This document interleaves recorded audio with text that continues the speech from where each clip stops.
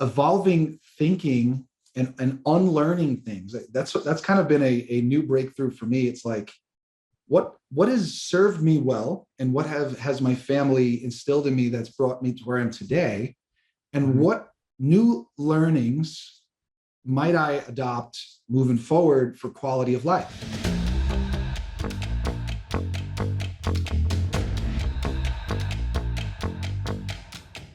Welcome to the Break Free podcast. I am your host, David Mancella.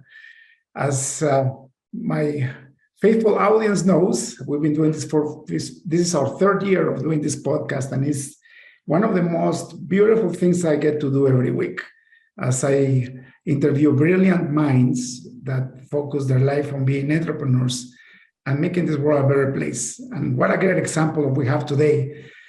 To those we have today, Daniel Linares. Brother, welcome to the show. David, excited to be here, man. Thanks for having me. Excellent. Daniel, for the audience, can you tell me where do you live and what's your business about? Yeah, so I'm born and raised Queens, New York. Over the pandemic, we got a place in Sarasota, Florida. We run an events business that caters to wedding clients looking to do extraordinary things with entertainment, blending live DJ and live band for wedding productions. And during the pandemic, we had to pivot because the world kind of stopped live events, as everybody knows. And we said, where else is there a big need? And so kind of a new market that had this big need was helping New York City schools produce virtual graduations. And so that kept us very busy. And yeah, here we are today, continuing to serve both of those markets, continuing to innovate, and continuing to add value where we can. That's crazy how you pivoted so fast so you could survive. Tell me more about that, because you've been doing like on-site events for how long before the pandemic? Yeah, about 15 years. Oh my God, 15 years. And all of a sudden you had to change your strategy overnight. So what happened? Tell me, what was like psychological breakthrough? Yeah, I mean, it's the world that we all knew. I say we, obviously I'm friendly with a lot of people in the industry at all kinds of levels. And so, when March 2020 came around, it was like, okay, short vacation, everybody's off, let's shut it down for a week. And then 2 became 4, et cetera. Then it's like, wait, what are we going to do? And my wife was also the added nudge. We weren't married at the time. Now we're married, but she was like, hey, all right, vacation time's over. What are we going to do? And because we come from the wedding world, it's like, wait, are there going to be an online weddings? Is that actually going to be a thing? And we kind of paid attention to it a little bit, but quickly realized, all right, I don't think that's going to be this massive need. People are going to put it off. Some people did Zoom weddings. Some people really invested in, let's do like a really super socially distant, but it wasn't this big market that was activated. It was a substitute for maybe 5% of the people. Most of our clients pushed until they could really, really do the event in person. And so the breakthrough was, okay, where else is there a massive need? Mm-hmm. Massive need. Where else? And so at first we're like, wait, maybe we could help with schools with some entertainment. And we started to have conversations with people in education. They're like, oh my gosh, all these high school students and all these middle school students are supposed to graduate. And so we're thinking about parties, but then graduation is the other obvious one. Parties are like a luxury. Graduations are a mandatory thing for students that have been working hard for years to get to this point. And so we decided to just hustle and outreach and try to figure out who's the decision maker that we could speak to and say, look, we have a lot of production resources around us. How can we help you?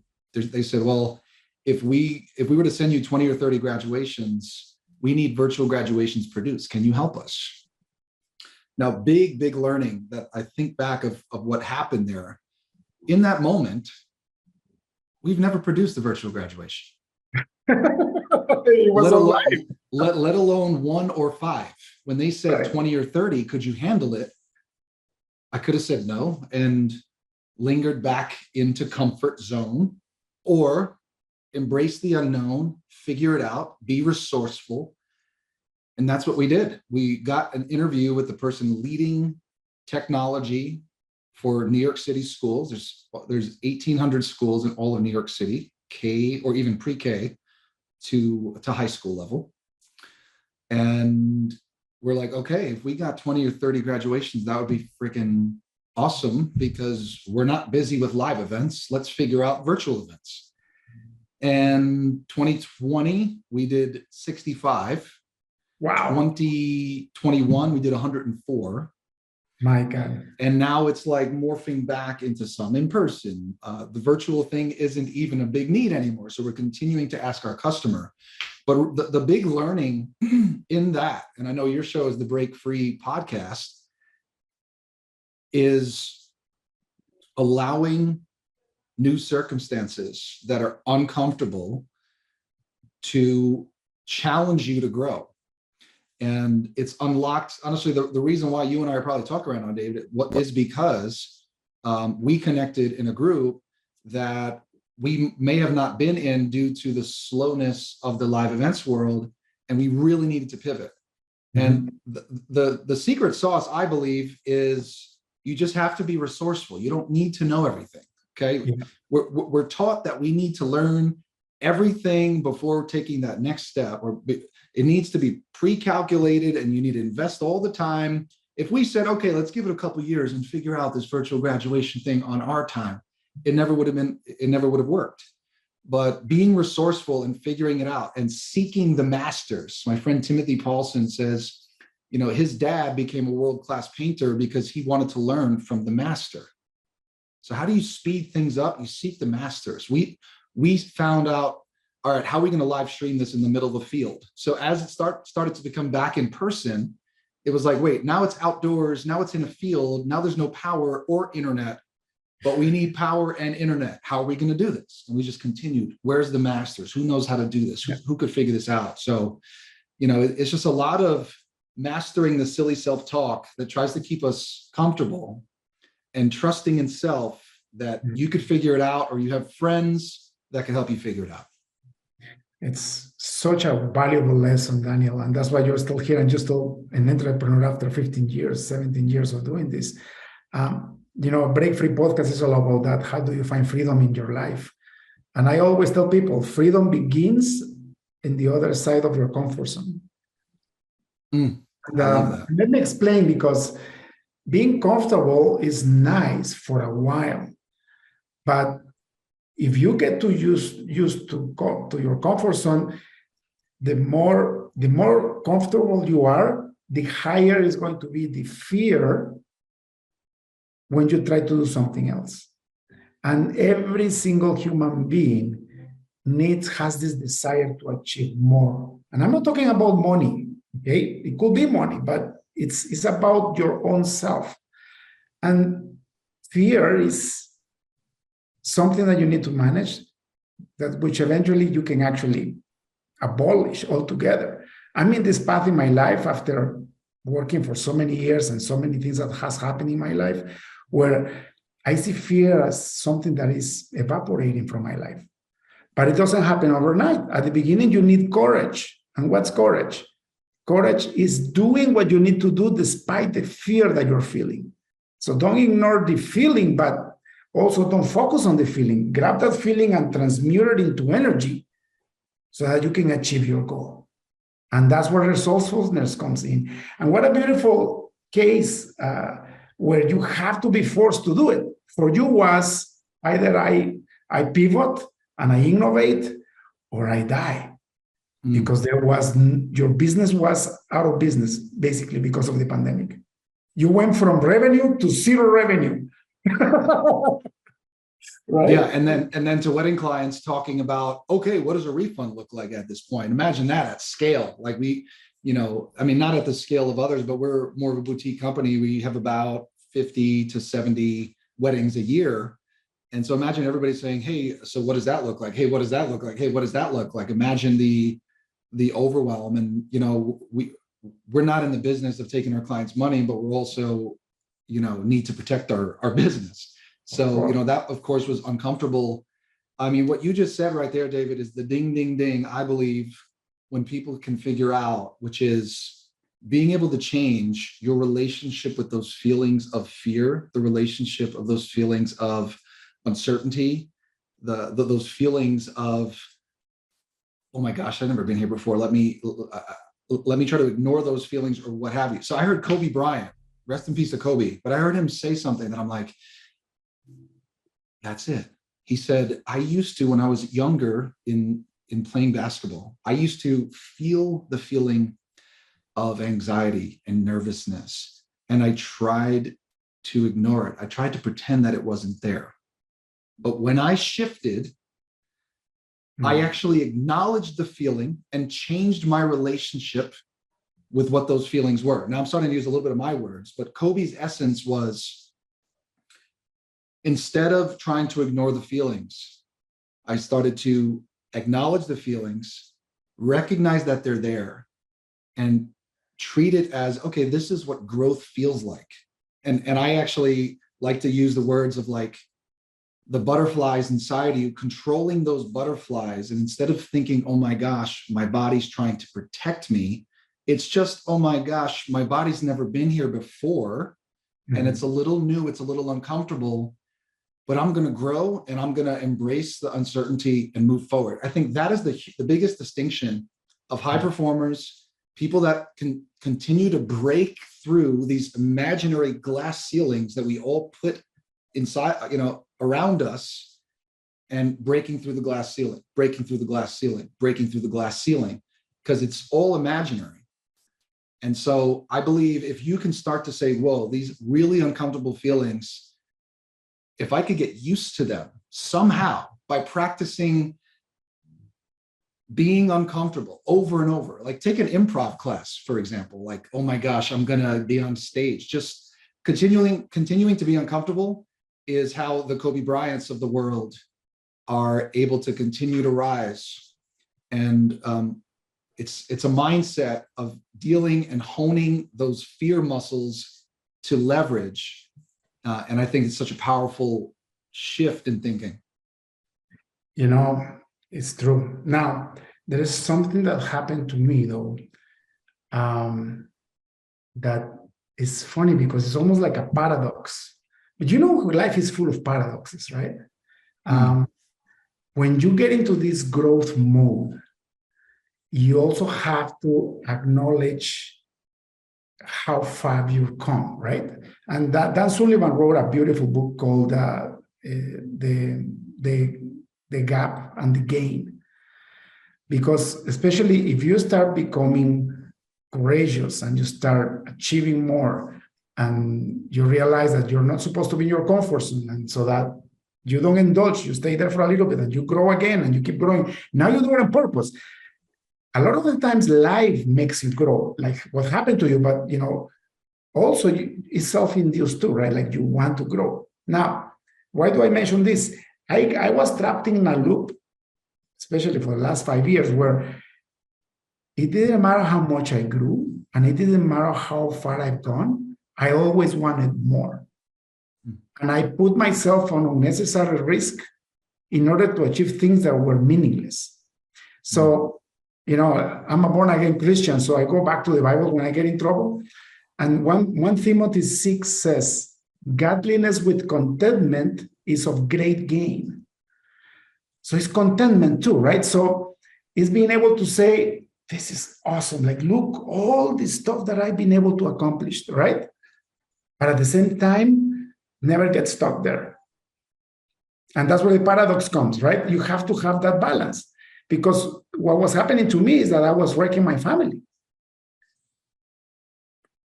for a meaningless pursuit of growth. You know what I mean? Oh, I know. I'm still growing, by the way, and I'm going exponentially. But now I'm doing it in a balanced way. I'm still never going to stay in my comfort zone. Like I was diagnosed with ADHD last year, and my psychoanalyst told me, you can never stop growing, you can never have a job, and you can never retire. Right? Yeah. That's well, I was lucky, right? I was lucky to meet Dr. Edward Hallowell, who's the who's the top expert on ADHD. And so I believe I'm undiagnosed. By the way, congratulations on your diagnosis. It's a Thank you. superpower when used the right way, folks.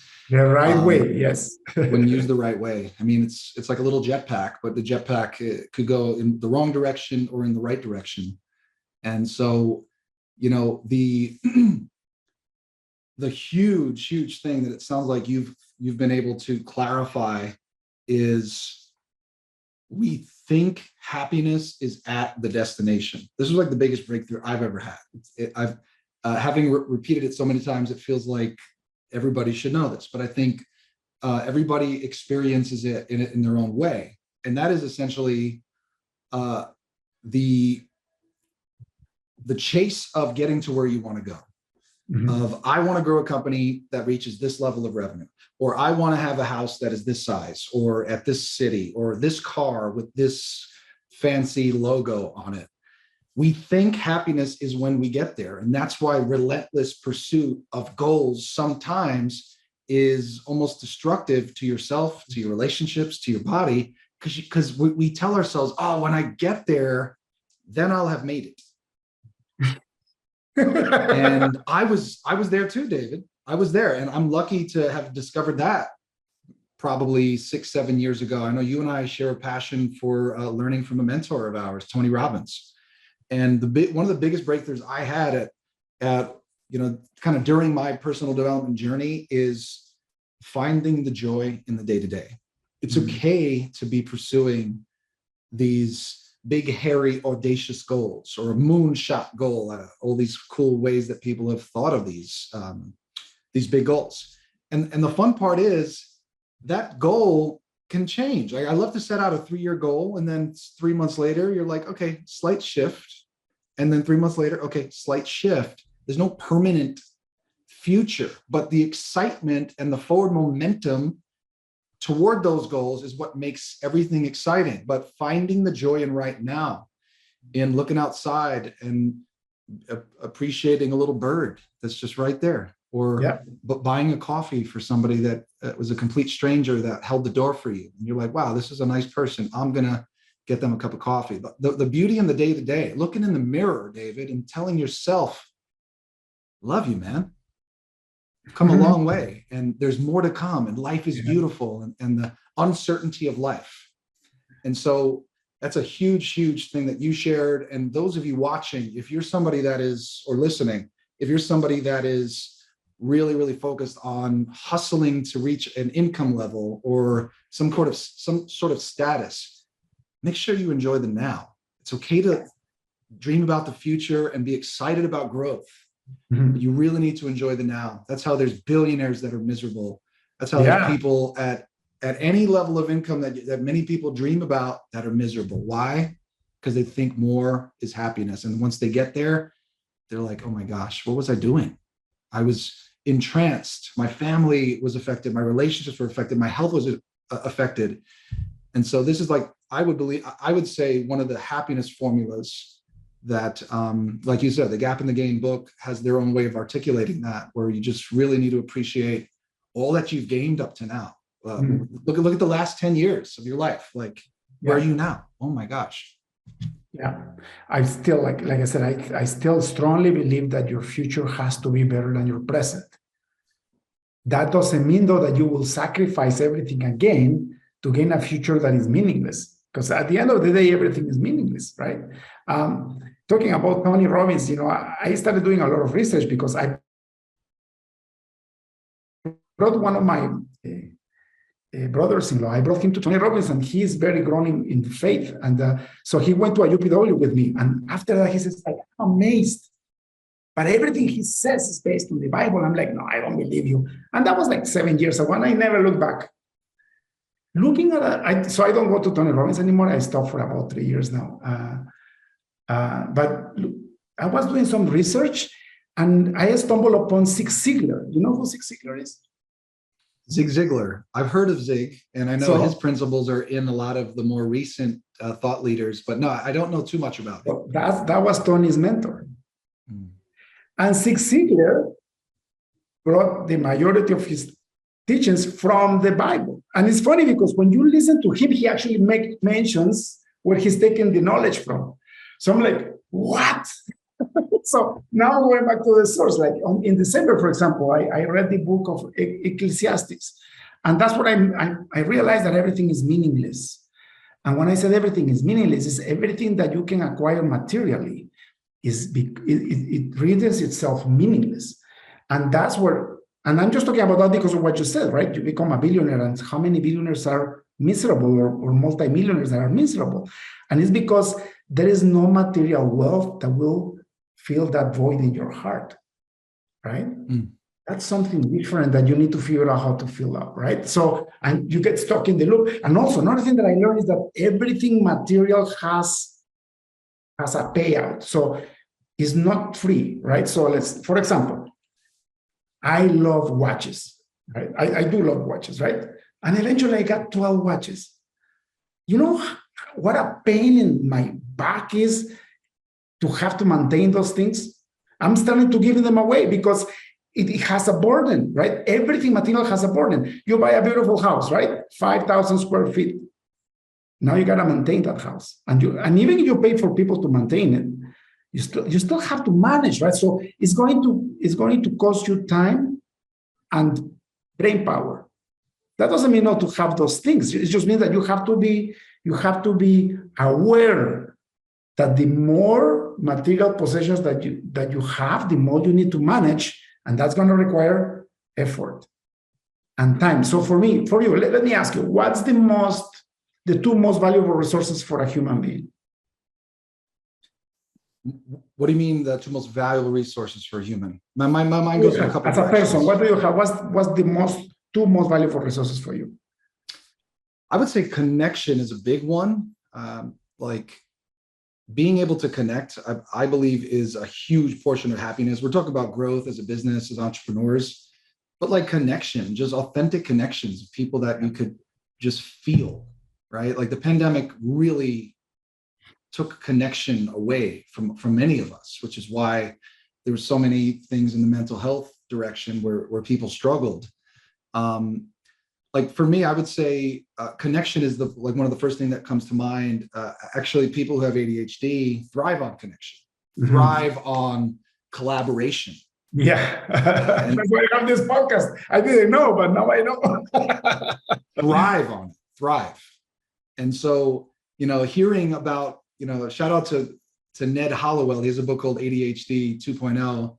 And he just talks about how, people who are a little bit different, entrepreneurs that, I was somebody that I thought I was a stranger or a weirdo for not being able to read really any books from K through 12. I was like, all right, I'm just going to read the Cliff Notes. My attention can't stay locked in a book. Yeah. And now as an entrepreneur, I found a hack. The hack is buy the book, but buy the audiobook and stay locked in, listen to it while reading it at the same time. And, I wasn't wired in that way. So connection's probably the biggest one for me. It's like, I love to be around people. I'm an extrovert. I get, my cup gets filled up when I'm pouring into others, when I'm trying to help people. That's really my big one. I'm trying to think of a second one, but how about you? I'm curious. So of course, connection, like you got it right on, but what do you need to have connections, to create connections? You need time, right? So for me, time goes a little bit before connections. Without connections, we're nothing, by the way. It's an incredible resource, but you need to use the resource of time to create a resource of connection and networking. And for me, the second one is health. If you are sick, man, nothing matters, right? They say that for a healthy person, you can have 1,000 problems. For a really sick person, you only have one problem. Yeah. And it's your health, right? So that's now that I feel like I'm getting more wisdom, the more I age, the more I focus on freedom of time and freedom of health on purpose. Because I know that if I take care of those two things, I will have the resources to gain anything else that I want in life, right? That's great. Yeah, I was talking to my dad. He's visiting us in Sarasota, Florida, the last several days. My parents still live up in New York. And, sometimes what we learn is that's how we spend our time. And so my dad, He's a dentist. He comes from a very humble background. Was born in Colombia, Bogota, Colombia, when he was younger, and came to New York when he was like 7, 8 years old. And so, sort of he comes from a lot of struggle, a lot of figuring things out.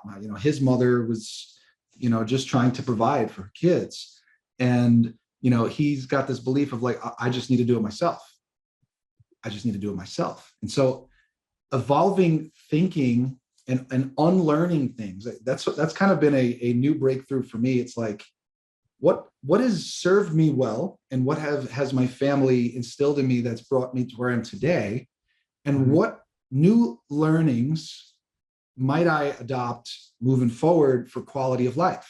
And so one of them, a friend by the name of James Golden, he did this talk about like filtering everything you do in your life through 5 words.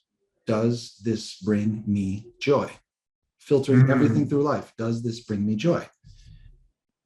I don't know about you, David, but I don't enjoy getting a car wash. I don't enjoy doing dry cleaning. I don't enjoy cleaning my house. I don't enjoy going to the supermarket to go pick out food. And I think there was one more on the list of 5. But essentially, if those 5 things don't bring you joy, let's say you do have a cleaning service that comes, cleans your house once a week, maybe twice a month. And what if you could have a conversation with this person that you're paying one fee for and say, hey, look, could you help us out with these other 4 things? Could you run to the grocery store every week or get us a car wash every week? I will pay you more for your time. They're likely going to appreciate it. Wow, I'm going to get more money from this client just for doing a couple of additional hours. And the freedom of time starts to open up there. And you could spend it in areas that are most.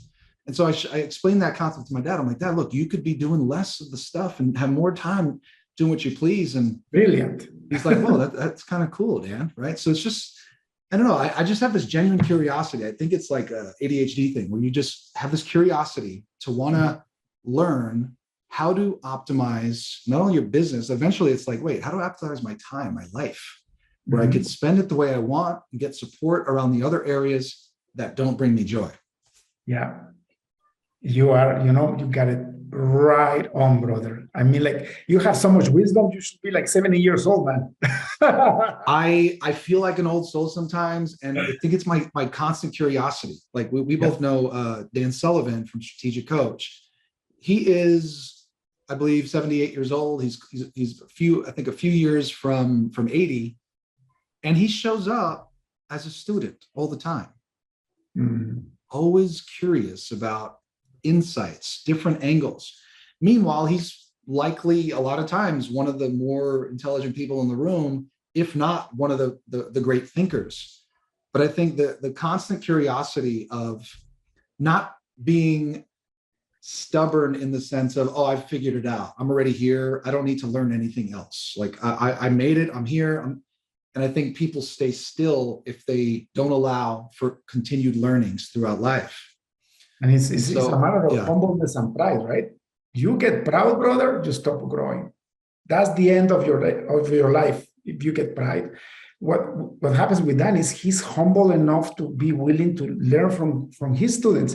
And he's the wisest dude in the room. I mean, he's the oldest and the wisest, right? But he's still learning from us, right? He pokes my brain all the time regarding technology because I happen to be an expert in software and emerging technologies.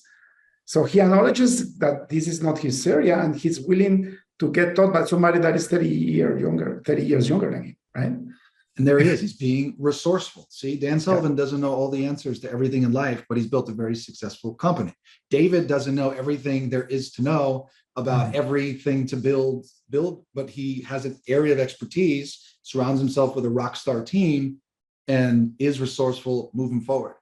I think that's the biggest thing that freezes a lot of people, David, is people think they need to know the answer to everything. Otherwise, they're not worthy. They don't deserve it. Nobody in their family has ever achieved that level. And so it just keeps people comfortable. Resourcefulness, I think, is the biggest activator that everybody should keep top of mind when doing new things. Oh my goodness, what does that 3-year super goal look like? And then who do you know, or where could you surround yourself with others that might be able to help, i.e. events or masterminds, that can help you figure out the answers to those questions. If you could curiously figure out who are the right people to help you get to where you want to go, that's where levels start to get unlocked very, very quickly. And that's what Dan has done his whole life. Yeah, it's incredible. And, I think he's been a business coach for like over 40 years. It's incredible, right? Daniel, how did you get into being an entrepreneur? Did you ever have a job? Like, why did you become an entrepreneur? Why did I become an entrepreneur? I was always the class clown. Like, I didn't like to learn the way teachers wanted to teach. And I think for me, I wasn't wired for the way most public schools train or teach. If I didn't agree, or if it was just too boring, like I couldn't stay locked in. So I was a little bit of the class clown, but that was, I think, my ADHD saying, like, I'm not interested enough. This is boring. I need more stimulation. I need more connection, because what, I'm going to just sit in class for 51 minutes and not talk to anybody, like sometimes. And so for me, it was like, wait, the traditional means, I went to performing arts school, Frank Sinatra School of the Arts. I have a singing background. I thought I was going to be the next Justin Timberlake. And then I got into college and learned about the music industry, learned about the technology behind producing music. So the recording studio world, I come from a very technical background. And I was working for Apple through the college years. And even Apple, I was like, wait, like, I want to fly. And I felt like somebody said, Dan, you were just a big fish in a small pond. You grew in the pond that they had, and you grew so big that it just wasn't a fit for you anymore. I wanted more. I wanted to fly. I wanted to do great things. And so I'm like, all right, maybe this is the opportunity. I actually got fired for giving an old man an education discount who wasn't a student, like something stupid like that. And in hindsight, it was a blessing, right? We sometimes, not sometimes, I would say there's no coincidences in life. I firmly believe that there's no coincidences. I don't believe it's a coincidence that you and I are talking right now. I believe I moved on from retail, and it said, all right, what are you going to do about it now? What are you going to do about it now? And it took me years to figure things out. I started building a business, started learning about marketing. What is this thing? My father became a dentist. My mother was there for us. She was a homemaker. So she raised my two siblings and I. So there's three of us. But for me, it was like, I knew my grandfather had about 30 different businesses, and two of them worked. One of them happened to be real estate, but he had a driving school, and he was just trying so many things. I think his ADHD was even more intense than mine. And my dad had 7 businesses before he passed away too. Yeah. How many? 7. 7. So I made up the number. My grandfather had a lot, but he passed in like 1999. So I was 12 years old or so at the time. So the concept of even what an entrepreneur meant, I knew nothing about. But for me, it was like, wait, I could control my future by bringing value to markets. And I just started as a DJ. I came from an on-stage background as a singer and as a DJ. And I'm like, wait, I could like turn this into a business and make pretty good money. And wait, it's growing, and I'm making money that doctors are making and lawyers are making. And I kept doing it. I'm like, wait, I'm making more money than like professionals. Like school said, the only way to become successful is to become a doctor, a lawyer, or an accountant, or, a lot of kind of the corporate route, a little bit more traditional sense. And I'm like, I'm not wired for that. And for me, it was just this culmination of figuring out what excited me. And I mean, just the way everything's panned out for us to get to here today, it's beautiful. And embracing the uncertainty of life, but still having your goals set on where you want to go. That's the most important thing. For a while, I didn't understand that. For a while, I was coasting. There may be people watching or listening to this that might say, oh, okay, my business is doing okay, but I am kind of coasting.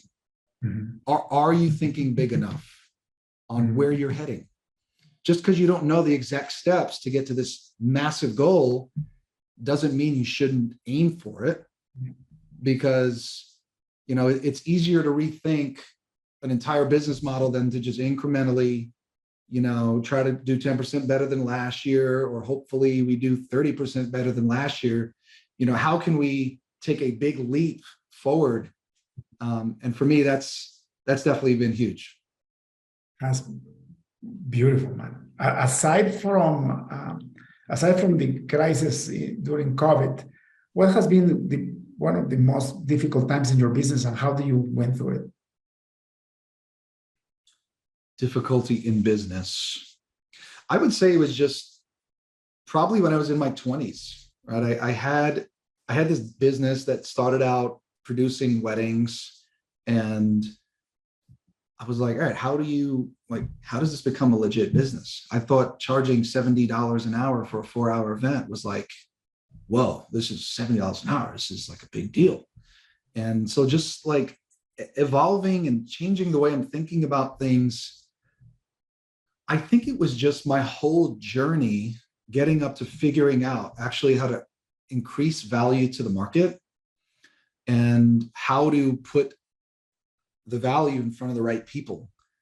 And so for me, I don't know if there was a super struggle time. I mean, the pandemic definitely was like within a few months, it was just like, what are we doing? But I would say just going from this creative music person into figuring out, all right, what is it that the top 1%, 2%, 3% are doing in our market? What are we doing? Success leaves clues, as Tony would say, but Zig Ziglar probably said that originally. But like success does leave clues. So you don't need to pursue your goals with only your imagination as your guide. You can use not only the people around you, but model success of other people that have risen in their industry where you could potentially do something similar. So I believe modeling and learning through other people's stories is a great way to build up confidence for you to continue forward.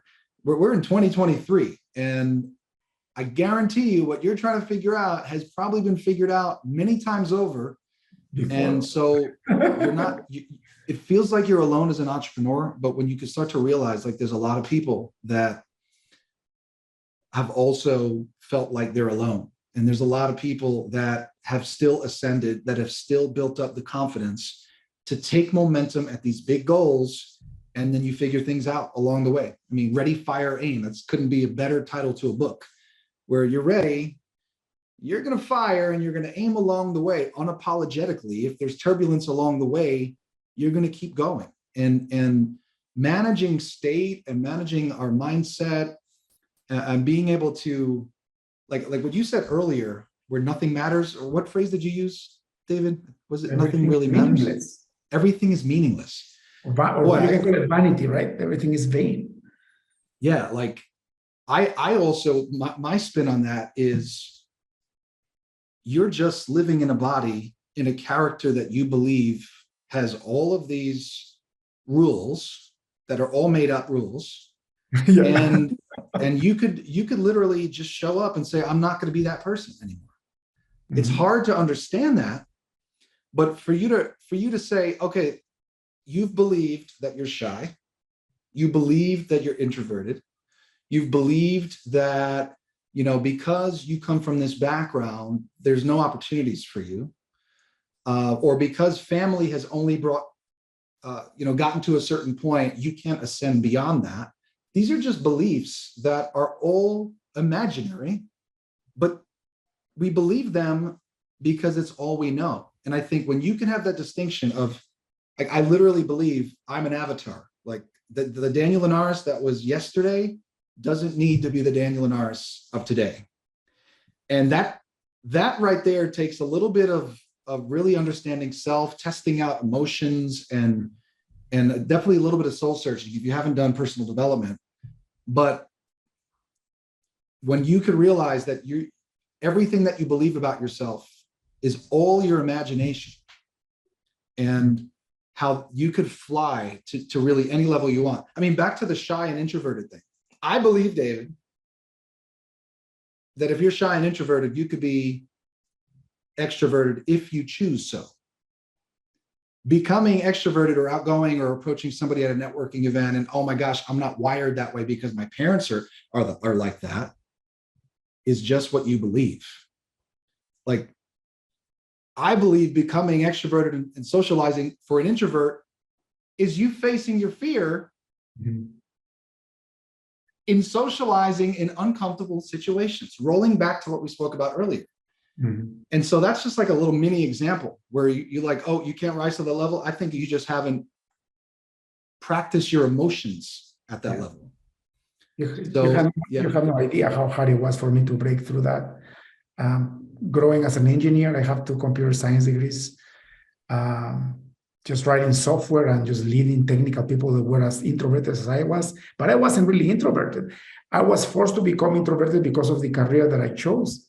So when I opened my business and I needed to start networking, it was the most difficult things for me. Like, it was so bad that I would try to make games with one of my employees. We would go to conferences to say, let's see how many business cards we can collect. And that was the only way I could actually go and approach people. And I will freeze to death before I will try to talk to somebody. And it took like 5 years, by the way. It took a long time to break through that. Now you were an introvert and it was so smooth, right? But I broke through that fear, right? And I used courage to do it. And now it's natural.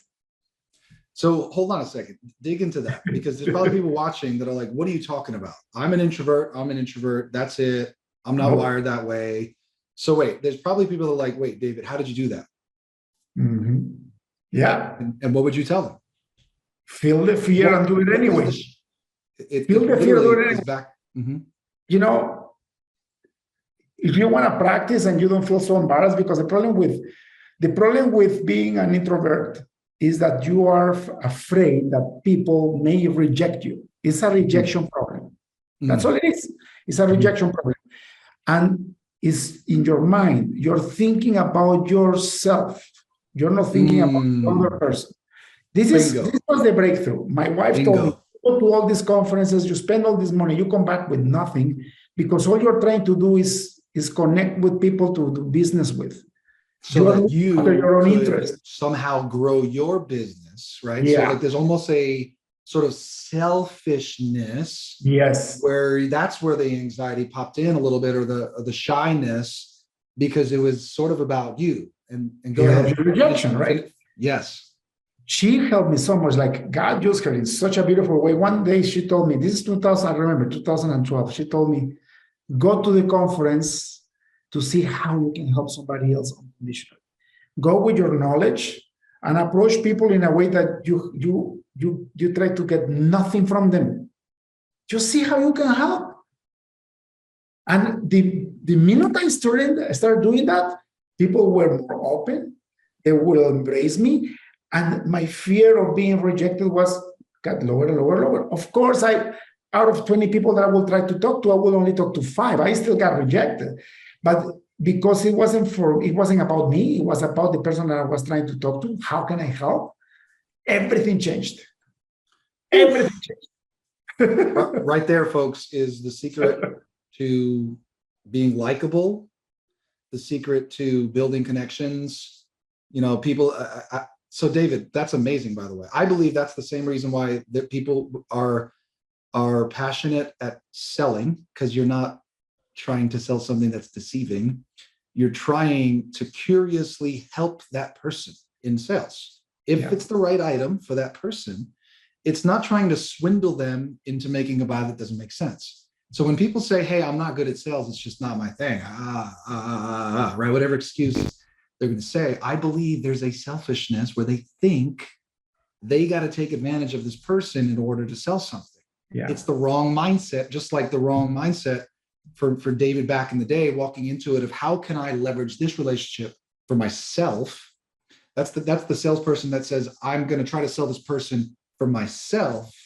The huge shift is, what can I do to pour into this person so that I can help them? And maybe if I help 20 people, a few of them may turn into other things down the road. But when you go in trying to figure things out of like, and I think that's the huge, like that's the secret to networking. Ding, ding, ding, everybody. That is the secret to networking. that nobody understands. Somehow nobody understands that. But I believe that's the secret to relationships across the board. It's the secret to sales. When you can understand that person and say, look, we can really help you, and you honestly get them results, you're doing a disservice not telling them that you can really help them. So I think that's a huge thing, David. Huge. And you got it right. It's on every relationship. If you go into a marriage and you go with this mentality, how can I be of service? How can I help my partner be better without expecting anything in return? By the way, that's the condition. If you do that, you're going to have a beautiful marriage, because going back to scripture, right? I have in the back of my wall at my office, I'm not at my office right now, but I have this thing that I took from scripture, and it says, what you give, you receive. And remember, this is neutral. This is not saying do good or do bad. No, it's a plain statement. It says, what you give, you receive. So that if you're trying to help unconditionally, if you really care about the other person, what are you going to receive? Same thing. But if you go there with a selfish mindset, even in marriage or in a relationship, what's it when you go with what's in it for me, what you're going to get is the same thing. You're going to get selfishness and you're going to get rejection. This is key for having a beautiful fulfillment and fulfilled life, right? Isn't it? I believe it's everything. And the law of human connection is people naturally, if you come from an authentic place, and it's hard not to come from an authentic place when you're trying to help somebody. Hey, what's up? Tell me your story. Like, where are you from? What are you working on? What challenges or opportunities are you dealing with in your business? Oh my goodness, I experienced something similar. Here's my recommendation. Or you know what? My guy David, he's a software master. You got to speak to David about this. Yeah. And people are like, wow, why is Daniel so willing to help me? Because in the world of give and you receive, people want to reciprocate. It may not be everybody, but if you're helping 100 people, people are going to just say like, David, thank you so much for the help. Can I help you with something? Yeah. Right. Or even consciously, right? You make such a big impact in their life that maybe 6 months from there, somebody speaks about a need that you can fulfill, and they will connect you right away with love. Yes. Right. But this is the condition is you cannot have an expectancy. If you have an expectancy, it doesn't work because it becomes selfish again. And then it's even worse because you're manipulating people.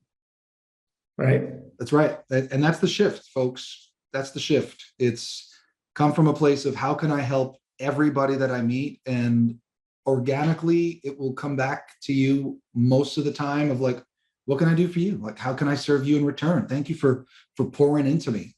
And the more you can say like, I want to be more wired like that, I feel like I'm lucky to just, I don't know, maybe it's part of like what I learned early on, or maybe my retail experience. They say people in retail are like the soft skills just naturally come from that. And so I worked at Apple and I started to understand people, but starting to decode like why do I enjoy being around people? Why do they enjoy being around me? It's literally that. That's everything. It's not, hey guys, how you doing? Like the way I used to network and the way most people incorrectly network is, how you doing? Oh, good. Here's a business card. How you doing? So yeah, we could build some software for you. You want some software? Great. Yeah, like, we're at a good price, right? You're not even listening to them. It's about yourself. Yeah. So just shift it. And that's where the nerves are gone when it's not about you. Like that's the other part too, where you just. What do you have to lose if you have nothing to lose? Like, nerves are gone when you're not being selfish, and that's everything. When you're coming from an authentic place, that's everything. Daniel, thank you so much for your time, brother. One last question before we finish the podcast. If you had access to a billboard on the busiest highway on earth, what would you write in it? Give without expectation, life gives right back. That's beautiful. Give without expectation, and life will give right back. That's fantastic. That's awesome. Cheers, Daniel, David. thank you so much for Thank to be you, in the brother. podcast. If people would like to get in touch with you, maybe hire your services, how can they find you?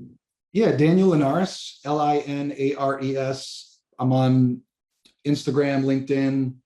I'd love to, I love helping people just like you, as this comes kind of full circle, you'll learn that for some of us, the meaning of life starts to become, how can I help as many people as possible understand that they have the ability to break well beyond where they are. And so, over the next few years, we're continuing to build our event business, but I love these kind of topics around psychology, around self, around the possibility of humans, limitations that are fully imaginary. And DanielLinares.com. And would love to connect with any of you that share a passion of what David and I spoke about here today. Beautiful. Daniel, thank you so much. Keep making the world a better place, and have a wonderful rest of the week. That's all for today's episode of the Break Free Podcast. Head on over to iTunes and subscribe to the show. Starting your own business can be tough, but it doesn't have to be. Visit davidmansilla.com to pick up a copy of the #1 international best-selling book, Breaking Out of Corporate Jail. Expand what you consider to be possible and reach your full potential. And join us on the next episode.